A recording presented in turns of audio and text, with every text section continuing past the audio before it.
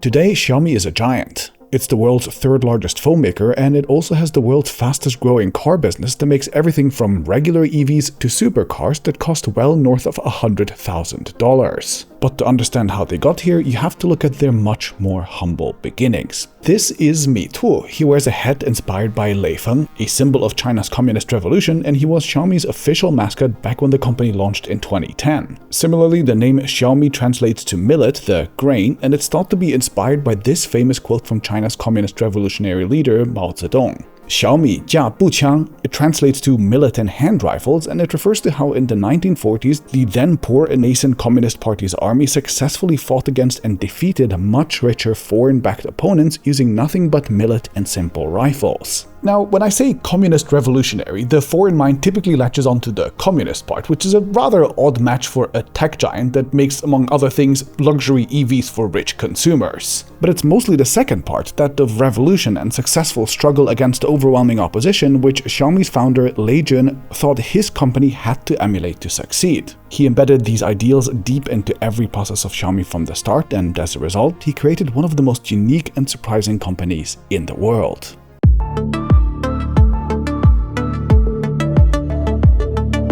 Disclaimer: Xiaomi was in no way involved in the making of this video. My Xiaomi 17 Pro review unit was sent to me by Trading Shenzhen, an importer who I've linked to below, and the video was sponsored by Insta360, whose massive Black Friday deals I'll talk about later. Xiaomi released its first smartphone, the Mi 1, in 2011. That is 4 whole years after the first iPhone launched, which in smartphone terms at the time was an eternity. Xiaomi was a complete latecomer and a small startup, while by 2011, Apple, Samsung, and Huawei, for example, were already giants with a collective iron grip on the market of both smartphones and other adjacent product categories as well. To challenge these giants from the bottom, Lei Jun decided that his company had to adopt tactics similar to those of the revolutionaries. Of course, every successful revolution starts by building a core of true believers. People that are so committed to the cause that they'll carry the revolution on their backs. And so, before he even sold his first product, Lei Jun started by building an army of Xiaomi loyalists he called Mi fans. To recruit them, Xiaomi built MIUI as their first product ever. Not a phone yet, but instead what we call a custom ROM. Basically a version of Android that Xiaomi customized to be more attractive to tech enthusiasts who could then install that on the phones that they already owned. Back in the early days, MIUI spread like wildfire through smartphone enthusiast circles, and I installed it on my Galaxy S2, for example. Around 2010, most Android phones still ran pretty badly optimized operating systems with hardly any support, but MIUI was polished, super customizable, got updated often weekly, and it was completely free. And better yet, Xiaomi from the start invited Mi fans, especially those in China, to submit feature requests, bug reports, and to vote on features, and they took all of this very seriously. Before Lei Jun founded Xiaomi, he led a software firm in China called Kingsoft, so he was very comfortable with launching a software product first, and it proved to be a huge success, killing 2 birds with 1 stone. First, he of course acquired a huge rabid base of Mi fans, especially in China, and when their first actual phone launched a year later, this group was ready to support them right out of the gate.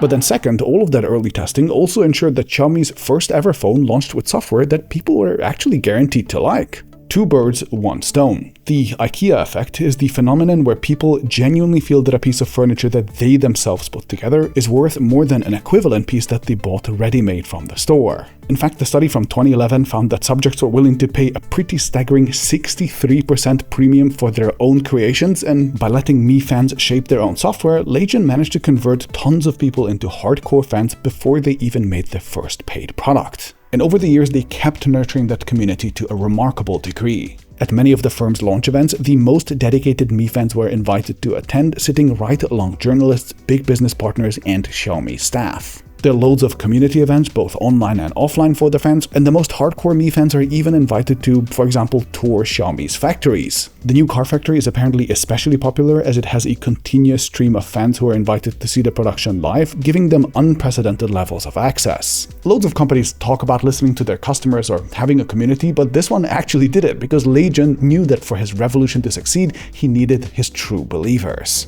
Now, there are some caveats here. First, from the start, Xiaomi has put the Chinese market first. It's their biggest market by far, and it's the one where the company has spent most of its energy. Since Chinese fans have very different preferences from the rest of us, and since they drive most of the firm's overall product decisions, those of us who live outside of China might not feel as engaged by the brand as the Mi fans do at home. Second, of course, as the firm grew and as its product portfolio became more complex, the level of fan involvement in their product decisions has inevitably decreased. That said, especially in the early days, building an army of loyal Mi fans was a cornerstone of Leijun's strategy.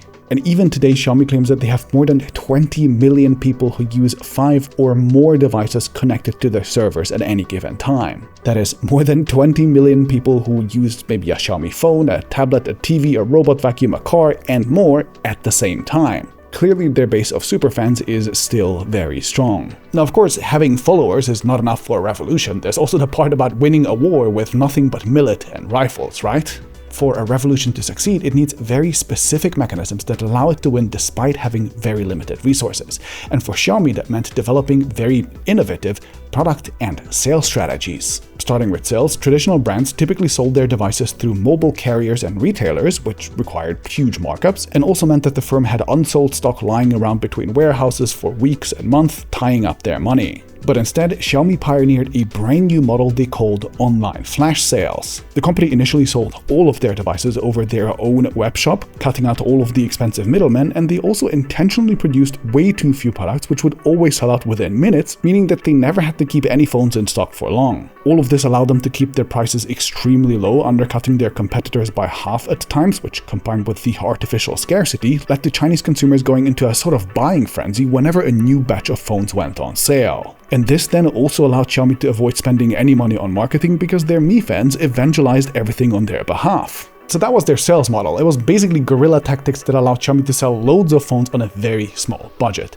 And their product strategy was equally thrifty. You already know that their software MIUI was developed in public, with Xiaomi outsourcing much of their testing and feature ideation to users who happily did that for free. But the firm also outsourced everything else it could as well. While competitors like Samsung, Huawei, Oppo, and Vivo typically operated their own factories, Xiaomi opted to outsource its manufacturing completely. And meanwhile, in the early days, Xiaomi also just happily copied what other brands had already proven to be popular. There were no self-developed parts or technologies at all, no risky designs, and they just let the other firms take the risk of figuring out what the market did or did not want. Today we would call this the fast follower strategy, and this massively reduces both risk and also R&D expenses. And when a few years after their first phone, Xiaomi also started to build up its huge portfolio of IoT devices like fitness bands, smart lights, robot vacuums, and so on, the company completely outsourced those. They didn't even develop any of the products themselves, they just found other firms who had good products but weak branding, and just integrated those into the Xiaomi ecosystem and sold them under their own brand. Just like how the communist revolutionaries beat their enemies with nothing but millet and hand rifles, Xiaomi managed to beat their opponents despite not having big factories or big R&D teams, and still they grew like absolute wildfire. In only about 4 years, they went from being a startup to China's largest smartphone brand by sales. Xiaomi was #1 in China. Like Mao Zedong, Leijun successfully conquered his country on a budget and on the back of his loyal fans. But then the realization quickly came that the tools that they needed to fight a revolution were not the tools that they needed once that revolution was won. Xiaomi now had a country to run, or essentially a country-sized company that is, and they needed a very different approach. Xiaomi's meteoric rise was followed by a painful collapse starting around 2015. For a few years, the company's sales started to decline and customers actually started to turn away from them. Every Chinese smartphone company copied Xiaomi's strategy and they created their own online-only budget brands. Huawei created Honor, Oppo created OnePlus, ZTE created Axon, and so on. Suddenly, Xiaomi found themselves tasting their own medicine and fighting an unhealthy price war against richer opponents who could afford to bleed them dry. Meanwhile, consumers, especially in China, quickly started to demand more premium smartphones as the market matured. This wealthier part of the market shunned the budget Xiaomi experience and they gravitated towards companies like Apple and Huawei who'd spend long years building premium brands, tightening their control over quality, and also developing strong in-house R&D teams that actually created differentiation. The playing field had changed and Xiaomi had to adapt. And thankfully, Leijun was actually flexible enough to realize this and he pivoted his company into a whole new direction.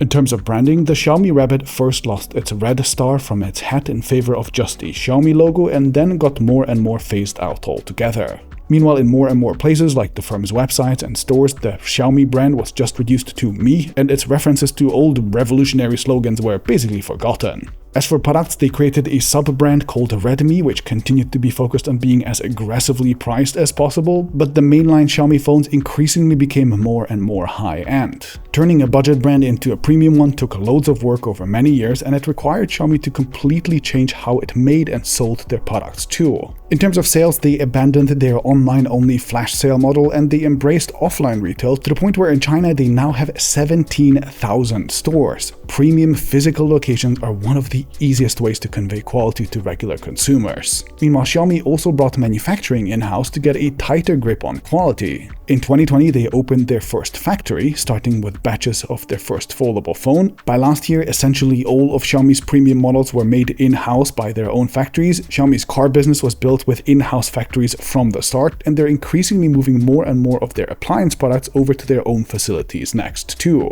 Branding and marketing also became a bigger focus, with Xiaomi, for example, partnering with Leica, a high-end camera brand for their flagship phones. And the firm also brought R&D in-house little by little too. Their first notable attempt was perhaps the creation of a self-developed chip called the Surge S1 in 2017. This project largely failed, only having sold 600,000 units, but Xiaomi never fully gave up on their chip ambitions. In 2020, Lei Jun officially announced that he wanted his firm to become a quote hardcore technology company, so they tried again. A year later, they launched the Surge P1, a fast-charging chip, then the Surge G1, a battery management chip, and next came the fantastically named X-Ring T1, which is a full SoC. This one was built for smartwatches, which is a bit less challenging than going straight for phones right away, but it included, for example, Xiaomi's first ever self-designed wireless 4G modem. And meanwhile, earlier this year, they then released the X-Ring O1, which is the company's first proper high-end smartphone chip. It launched in their flagship Xiaomi 15S Pro phone and also in the Xiaomi Pad 7 Ultra earlier this year, and it's quite a big deal. Now, the Xiaomi 17 Pro that I have here still runs a Snapdragon chip, so the company clearly hasn't transitioned exclusively to using their own chips just yet, but they're clearly evolving their chip design business rapidly. And being one of the few smartphone companies in the world who have successfully developed their own high-end SoCs has put them in a very elite club indeed.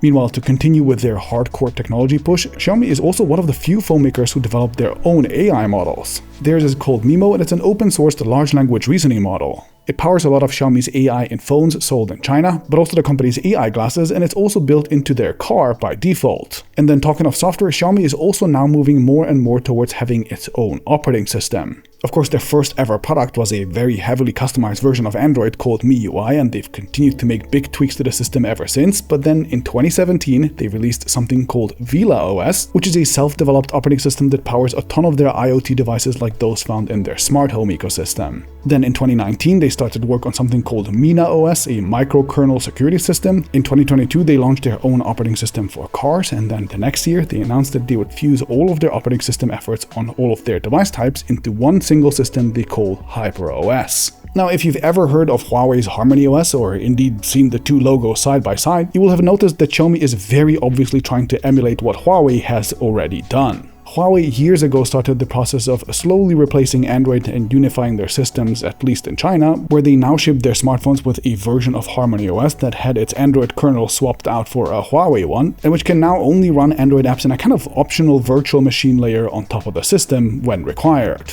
This is a true alternative operating system which required Huawei to carefully replace parts of Android bit by bit over many years. Meanwhile, Xiaomi's HyperOS, at least on phones, is obviously not quite there yet, as this Chinese 17 Pro is still mostly just heavily modified Android under the hood. That said, with each year, Xiaomi is replacing more and more bits, clearly wanting to unify more of their portfolio across phones, IoT devices, and more. And so in total, with operating systems, chips, AI models, manufacturing, and more all being now brought in-house, it's clear that Xiaomi is now working very hard to become a real vertically integrated tech giant with deep technical capabilities. Gone are the days of the revolution. They're now a true giant playing in the big leagues, they're investing heavily, and it seems to be working for them. For many years, they struggled to establish themselves as a premium brand, but in the first quarter of this year, Xiaomi apparently recorded an 81% year-on-year jump in premium handset shipments, according to Canalys. The Xiaomi 17 series, for example, has been the company's most successful flagship phone launch yet, and I can certainly see why. In its first month of going on sale, it made up a record 35% of the company's sales, according to Counterpoint, which is a lot for Xiaomi. They're finally leaving their reputation as a budget brand behind. And meanwhile, their progress with cars have been even more impressive. They only started to sell their EVs in March of 2024, but then by the first half of 2025, after less than a year of rapid growth, cars had already made up almost 20% of their revenue. If they keep up their current pace of growth, cars could become their biggest source of revenue in just another year or two. Better yet, while their phone business still only has gross profit margins of 12% after years of effort to walk up the price ladder, their car business launched at 24% out of the gate, making this business significantly more profitable for Xiaomi too.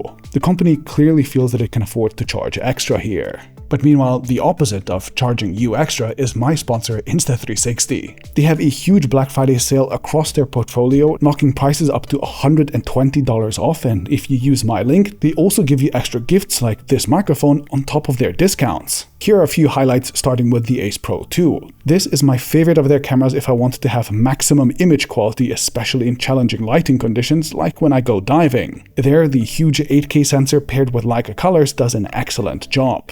And not only is the camera itself $65 off, you also get a free 256GB micro SD card extra with my link, and even the videography bundle is on discount despite that being brand new. That means the cage, those really cool lenses, the hood, etc., all of those are already on discount. Next, if you want a classic 360-degree camera that lets you reframe your shots afterward, you can't really beat their flagship camera called the X5. It hides its own selfie stick, making it invisible, so it's like having a camera person or a drone following you around, and guess what? This too is on discount. It's up to $100 off with a bundle, and if you use my link, you also get a free set of dual lenses. Or how about the Go Ultra? This is the tiny little camera that you can snap magnetically basically everywhere, including its own little accessories, and that way you get amazing POV shots like what I got climbing around on this really cool adventure park here in Berlin not long ago. It's perfect for when both of your hands are busy, but you still want to film what you're doing in gorgeous 4K. This one is $70 off, and with my link, you also get a whole extra wireless microphone, and it's a really nice one too. Meanwhile, I also looked at my analytics, and the product that my audience bought the most often is actually their webcams, and I can certainly see why. The Link 2, for example, is now $50 off, plus with my link, you also get an extra tripod.